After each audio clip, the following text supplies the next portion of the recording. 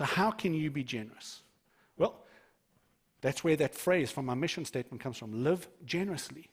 Live generously. As you consider your life, live with generosity. Live generously, but we want to highlight 3 ways that you can live generously. Live generously with your time, your most valuable resource, because once it's gone, it's gone. Live generously with your energy. You know, the top leaders in the world today don't focus on time management.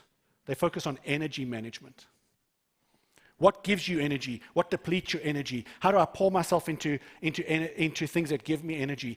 Have you ever considered that your energy is a resource that you can use to live generously with? And then, of course, there are resources.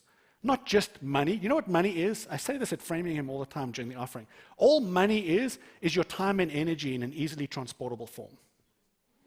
You gave time and energy to a company or to a business or to your own endeavors. You got money from them, which in the olden days when there was no money, what you would have got was a product like food or a clothing or something that somebody had made, the old barter system. Well, now you just got an agreed-upon way to say, hey, here's my time and energy, and now I'm going to use it to go give somebody else's time and energy. That's what money is.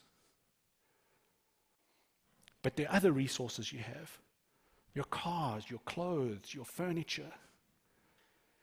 When we arrived in the States, we arrived with 21 boxes, no furniture. Our first home that we lived in, we had no furniture. We had a bed, which, by the way, total tangent, and I'm not going to go down this road, but we discovered mattress salesmen were real tough. Didn't realize it was so ruthless to buy a mattress. But that's what we had. And through the generosity of others, we, after a few weeks, I think, came across a couch and then some other furniture till we were able to build up resources to buy some of our own. But it was the generosity of others, their resources, that helped us. So we're called to live generously with time, energy, and resources. Now, I don't have time to go into this, but at the end of this message, I'm actually going to give you some homework that will open up some of these passages to you. But when God calls us to be generous, He doesn't say, be generous and then you're going to suffer. What He actually says in His word is, when you are generous, I am going to pour out benefits on you. Here are some of the benefits that God pours out on you. He teaches you when you are generous, He protects you from greed. The very act of just giving away things stops this need to hoard. So you get protection from greed. God says, and I wrestle with this because it's been so abused by people, but there are so many verses where God says, you give and I'm going to bless you. Now, I'm not talking about prosperity and health and wealth and all that sort of stuff, but God does say, I'm going to bless you. In fact, one of His prophets says to the Israelite nation, you have neglected my temple, and you test me on this. You see, if you don't pour out your generosity on my temple, see how I'll pour out my generosity on the nation. It's one of the verses that I'll give you later on. But he talks about being blessed. When you are generous, God says, I'm going to expand my kingdom through your generosity. It'll be one of the benefits of being generous. As you are generous, I'm going to help the powerless. You know the earliest Israelite nation, when they were founded, God said to them, those of you who are agriculturalists, farmers, when you go through and you plow your land and when you harvest your land, don't go back a second time.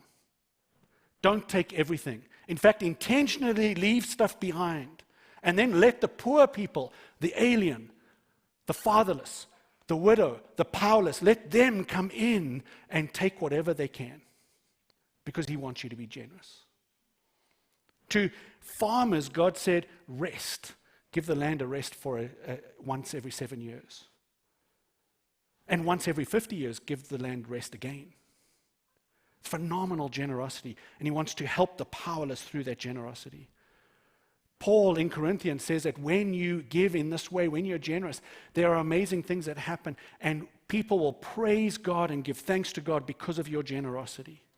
And when we're generous, one of the other benefits is that we just begin to show care for creation. When we stop consuming everything we see and we instead choose to live generously, creation gets cared for as a result.